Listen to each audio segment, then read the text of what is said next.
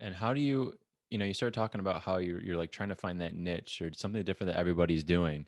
And oftentimes I feel like that can be met with resistance. How do you know the difference between that 1,000-foot door of the thing that you don't want to do versus the resistance of like, oh, there's something to this?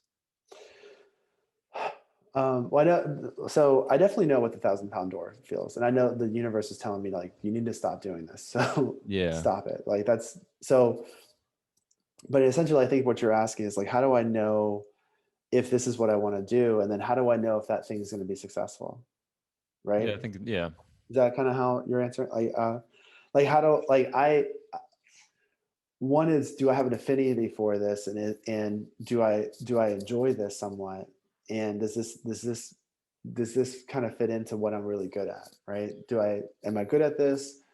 Do I feel passionate about it, and do I feel like this is going to be fun and exciting? Well, I'm less going to about learn from. that. I was thinking more of just because you said that you're trying to specialize into the niche, like you're trying to do something Yeah. different than everyone else is doing.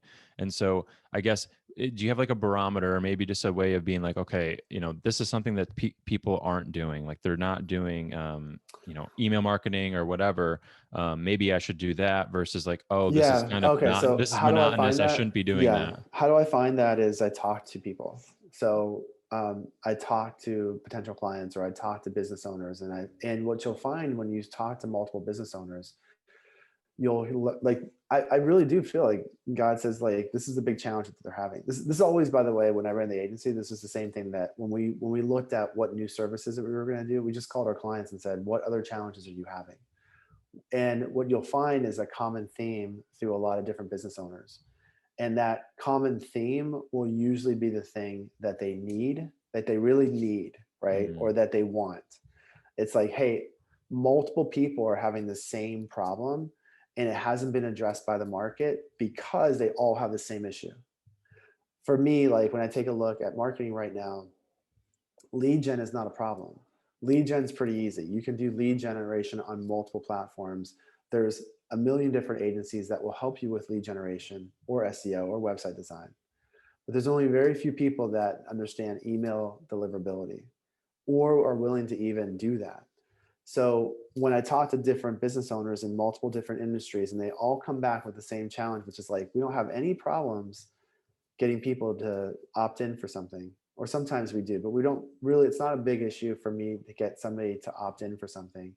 We have problems with getting that person who opt in to either initially take action on the offer, or over a period of 6 months, get them to do anything, get them to do something, right? And then we have problems with, now that our list is so big, sending out and get this email into the inbox folder, because that's even more challenging. mm, Like, just like there's a science behind SEO, there's a science to getting your email into the main inbox folder, not promotions tab and not the spam folder, like in the main inbox, and keeping it there. And when I talk to like 5 or 6 different business owners in 5 or 6 different industries, and they all have the same problem, I know the market has not addressed it.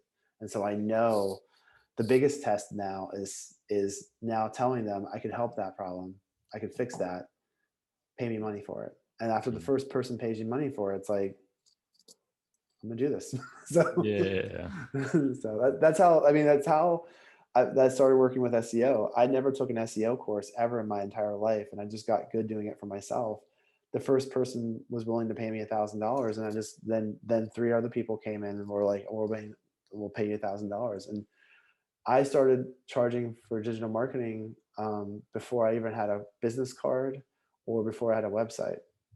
So, and I've done that several times in different things that I've done, is I've, without even having a website set up or a business card set up, I've started generating consulting revenue just Mm. from doing what I do.